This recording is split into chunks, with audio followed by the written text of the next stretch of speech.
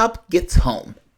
White cop, woman, goes into her apartment, shoots a man because there's a guy there. She says, apparently, put your hands up. And she puts a bullet in him when he doesn't necessarily respond.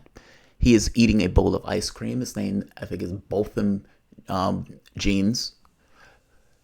She is on the wrong floor, in the wrong room, and she has just killed a man that is in his own apartment, an African-American male.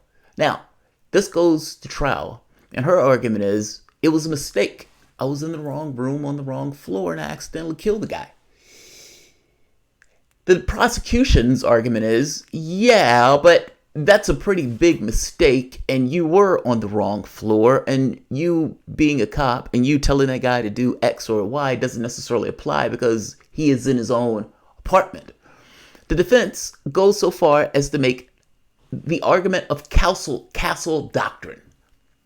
What that means is that Amber Guyger is her name, that because she thought she was in her own apartment, she should have the right to essentially use murderous force in order to put down somebody, despite the fact that she is not in her own apartment. Fortunately, a jury convicted her today, like an hour ago. Amber Guyger has just been convicted of murdering Botham James in his own apartment. Botham Johns in his own apartment.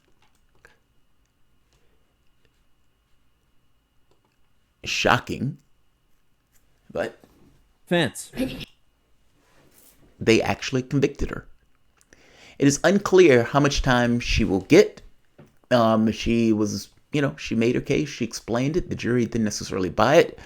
An African-American judge allowed them to make this argument, the castle argument, this notion that because the woman thought she was in her own home, that it was okay to murder somebody that was in their own house.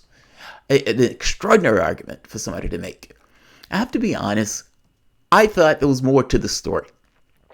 I honestly thought that these two might have been messing around, that she ends up murdering the guy. How was the door open and all this other type of stuff is kind of weird. Or did this guy just have a habit of leaving his door open? All sorts of this story is just really bizarre and strange. Nevertheless, she killed a guy, murdered a guy in his own apartment. I got to be honest. I thought she'd still get off because she was a cop. They convicted her. How much time she'd get, I think it's between 5 and 99 years. Stay tuned. Think so.